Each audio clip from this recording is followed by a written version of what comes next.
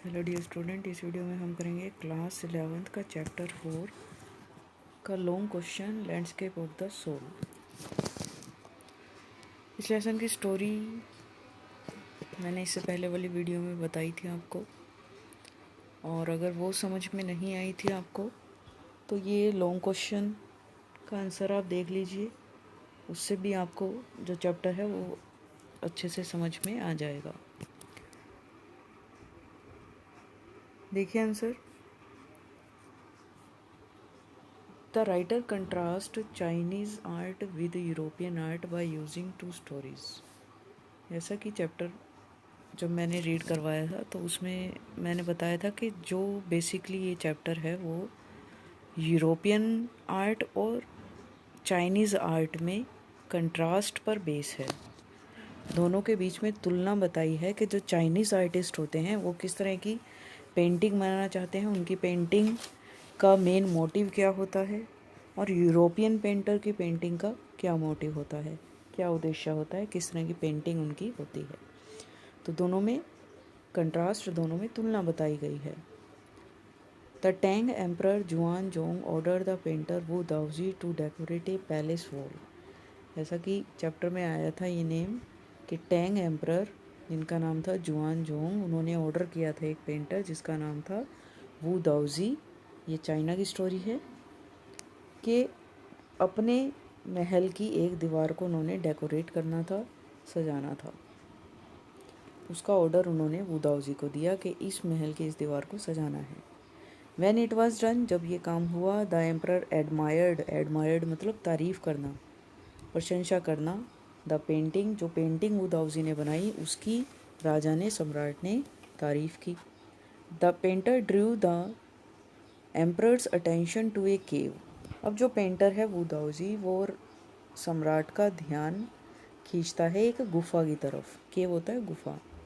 And when he clapped his hands, जब वो अपने हाथों से ताली बजाता है, the door of the cave opened, तो उस गुफा का दरवाज़ा जो है वो खुल गया। The painter entered but before emperor could move, जो वू दाउजी था, पेंटर था, उसने एंटर कर लिया उस गुफा के अंदर, लेकिन राजा भी उसके अंदर जा पाता उससे पहले ही the door closed and the painting vanished. उस गुफा का, उस केव का दरवाज़ा बंद हो गया और जो पेंटिंग थी वो वैनिश्ड हो गई, गायब हो गई, अदृश्य हो गई। Along with the painter, painter के साथ, यानी कि वू दाउजी और वो पेंटिंग जो उन्होंने बनाई थी वो दोनों ही दीवार से गायब हो जाती हैं। अब ऐसा क्यों हुआ, चैप्टर में मैंने बताया था कि जो चाइनीज़ पेंटर होते हैं वो चाहते हैं कि जो भी व्यूअर होते हैं जो उनकी पेंटिंग को देखते हैं वो सिर्फ बाहरी सुंदरता को ही एडमायर ना करें, बाहरी सुंदरता की ही तारीफ़ ना करें, बल्कि जो उसकी मेन क्वालिटी है, जो उसकी भीतरी सुंदरता है, जो उस पेंटिंग की आत्मा है, उसको भी एडमायर करें, उसको भी देखें, उसको भी पहचानें। वो जैसा कि सम्राट ने नहीं किया। सम्राट ने माउंटेन, सी, जो पाथ थे वहाँ पर, रास्ते थे, फ्लावर, माउंटेन, सब की तारीफ़ की, लेकिन जो उस पेंटिंग का मेन बेस था केव, गुफा, गुफा की सुंदरता की तारीफ़ उसने नहीं की। यानी कि उसने सिर्फ अपनी बाहरी आँखों से उस पेंटिंग को देखा, अपने भीतरी आत्मा से उस पेंटिंग को नहीं देखा, जिस वजह से पेंटर और पेंटिंग जो है दोनों वहाँ से गायब हो गई। In other story, a painter wouldn't draw the I of A dragon. अब एक मक्खी की आंखें नहीं बनाते, ड्रैगन की आंखें नहीं बनाता पेंटर। ही फियर्ड, उसे डर था कि it would fly out of the painting, कि ये पेंटिंग से उड़कर गायब हो जाएगी। The writer then told a story of western painting, एक यूरोपियन वेस्टर्न पेंटिंग के बारे में राइटर ने बताया है, जिसमें कि ये मास्टर ब्लैकस्मिथ, एक कुशल लोहार जिसका नाम था क्विंटन मिथ्स, पूरा नाम था इसका Quinten Metsys, fell in love with a painter's daughter, एक कलाकार की बेटी से प्यार करने लगता है। But the painter did not accept him as a son in law, लेकिन वो उसे अपने दामाद के रूप में स्वीकार नहीं करता। वो नहीं चाहता कि एक लोहार जो है, छोटा सा लोहार जो है वो उसका दामाद बने। अब क्विंटन क्या करता है, painted A fly on the painters latest panel, कि जो पेंटर अपना लेटेस्ट वर्क कर रहा था उसके ऊपर एक मक्खी बना देता है Quinten. When the painter try to swat it away, और जब पेंटर जो है उसे उड़ाने की कोशिश करता है, रियलाइज द ट्रूथ, उसे सच्चाई पता चलती है कि इट वॉज नॉट रियल, कि जो ये फ्लाई है, मक्खी है, वो रियल नहीं है।